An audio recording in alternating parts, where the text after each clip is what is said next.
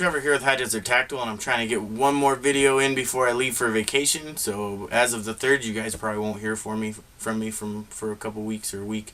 So just want to talk about a few more things. I do want to talk about a new addition to my High Desert Tactical armory. I was able to get a hold of myself of a new AR-15, so I'm super excited about it. I got myself a Smith & Wesson MNP-15 Sporter. Just a 16-inch carbine. You guys are probably super aware of them, like you know about everything on them, so I'll just kind of briefly go over it. Obviously, they come with a empty PMag, 30-round magazine, and doesn't come with a dust cover, doesn't come with a forward assist, so I guess that's somehow that cuts down the cost of what so they can make the gun a little bit more affordable for people. It has been safety checked, nothing in it, so she's good to go there. So let's talk about a few things I've already done to it. I'm still working on it, so I'm going to cover some stuff that I've done, and then I'm going to cover some plans. And then you guys are always welcome to give me some advice. So whatever, I'm trying to get as much input as I possibly can. So other than a flip-up rear mag pull sight that comes with it, and the front iron sights that are already on it, I've gone ahead and put myself a Vortex Strike Fire red dot on here with the original scope ring and riser that it comes with. Works really well with the flip up sights in the iron sight in everything in there. The range of the view of the red dot works really well, so you can still use your iron sights on the gun while the red dot's off or on. It was really funny as I took it out a couple days ago with some friends, and I still haven't shot video of me shooting. I'm still kind of embarrassed of it. And it's really hard to shoot because it takes a lot of time, and I don't really feel like wasting my friends' time because they don't really care about video stuff. But point is this somehow got left on, so the red dot didn't work, which kind of sucked because I wanted to use it. I actually sighted it in for 50 yards, on my own and a friend of mine helped me, actually, not completely on my own, but got it sighted in 50 yards. So I was shooting basically a 1-inch group at 50 yards, maybe a little bit bigger than a 1-inch group, and so I got it narrowed down. That was using a lead sled, by the way, not just standing up. So just so you guys want to hound me about, oh, you can't shoot 1-inch group with a red dot at 50 yards. Well, you can if you have a lead sled, because the bitch don't move. So that's how I got her sighted in really well, and then I wasn't able to use it when I went out shooting last time because it was off. So went with the iron sights, and it worked fine. So that's my optic on this guy. My other AR, my Colt, which we're going to talk about a little bit too before my video's over, but so I went with a red dot this time instead of a prismatic, which is on my Colt.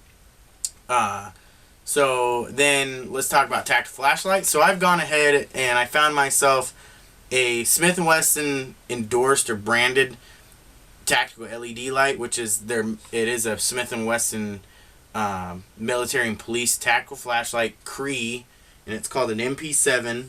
It is 132 lumens, and it covers about 357 feet. That's the beam of it.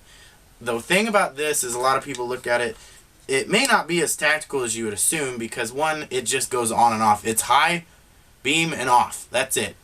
So, and I kind of prefer that. I know a lot of people like, tactical lights that have low and high and strobe, and I just kind of figured this is a good deal for me because, one, I just want it to turn on. So I can just quickly, assess the situation, turn my light on. It does have momentary. So, it works fine for me. I don't need strobe because if something, like if I have this pointed at somebody or something, I'm probably shooting. So I don't need to disorientate them, and I'm not really in a combat battle zone, so that works really well. So I have it mounted on my AR with an Izetta tactical flashlight mount, which is your like fiberglass poly resin. It's really durable.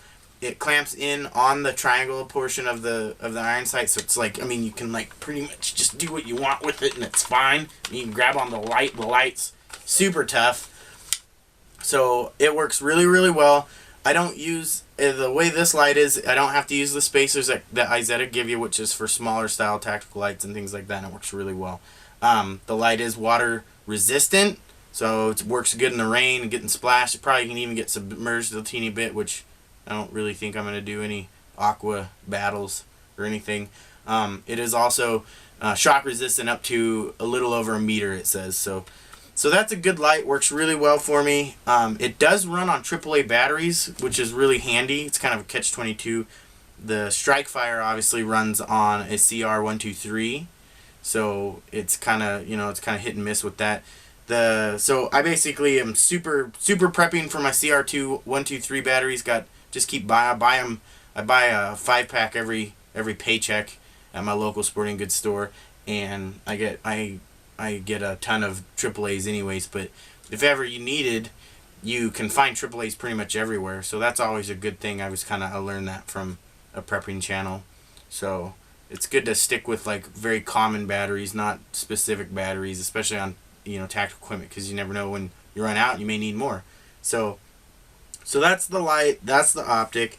I've also gone ahead and put a Spikes Tactical ST T2 heavy buffer, the double tungsten buffer. So it's kind of got rid of the baby rattle on the recoil and made it a little bit smoother cycle. It works really well. It's super popular. I got that from primaryarms.com. I love that site. They're like the fastest shipping site ever.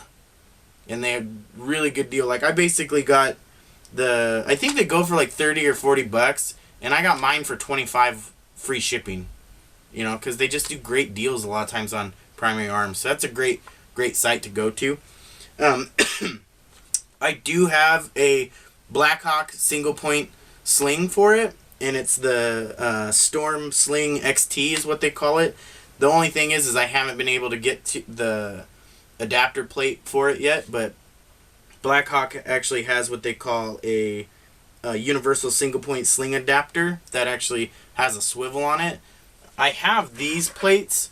These are just your Brownells endorsed adapter plate, but I want to go with the swivel style because it actually works better with the Blackhawk's clip that attaches to the gun literally. So that's my plan. So now we're in plans of what I'm doing with this gun.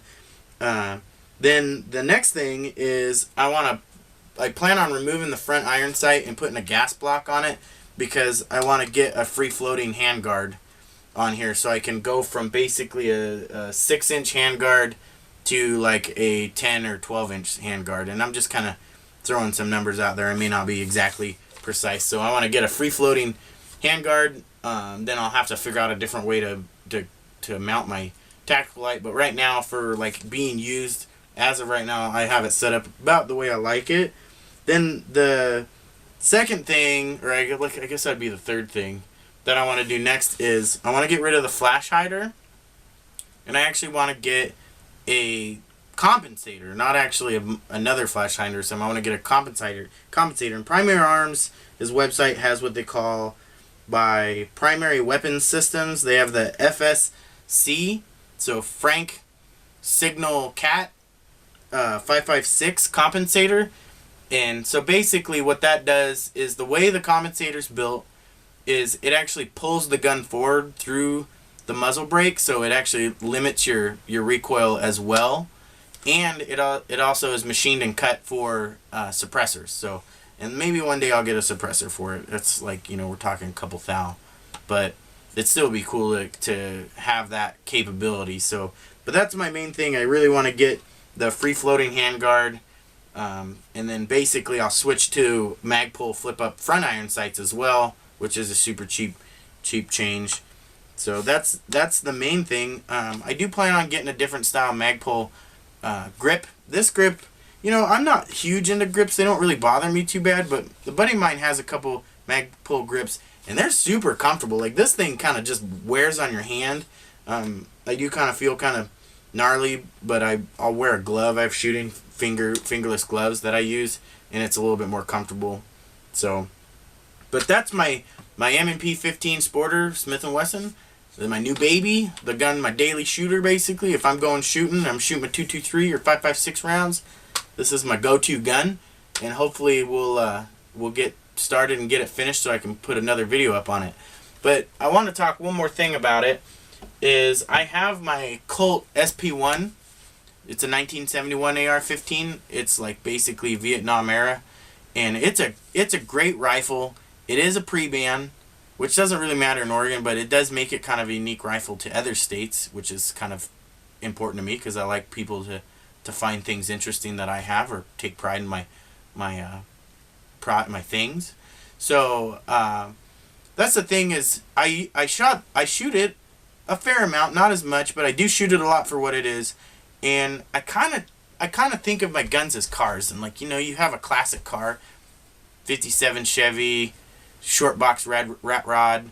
You know, I work on cars. That's my job. I'm a car audio installer, and I like car audio, you know, I don't know, builder. And I'm also a DC electrician for automotive. That's what I used to do before I did car audio, because there's not much of that around anymore for me. Well, point of my story is you have a classic car and you drive it on the weekends during the summer, and then the winter you don't ever use it. And that's kind of how I pertain to my guns. I have a daily gun, and I got my fancy kind of classic gun that I pull out and people can kind of admire and be like, wow, that's a nice gun. And I'm like, yeah, and it goes back in the box. So that's the reason why my Colt is getting kind of retired, and I've been debating on selling it. If anybody has any ideas that if I should sell it, they should let me know. I would love some comments or some discussion about it. But I am debating on selling it. I found them anywhere from $900 up to $1,200, and you know, it's a 20-inch barrel with the triangle handguard. I mean, it's like pretty much as basic as it gets. It's never been changed or modified. It's complete original. So, but I'm debating on doing that. I haven't decided.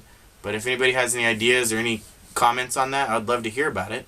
So, this is my second video before I take off for vacation. So, hope you guys have a good time, good weekend, good August. And this is Trevor the High Desert Tactical, and I'll catch you on the flip side.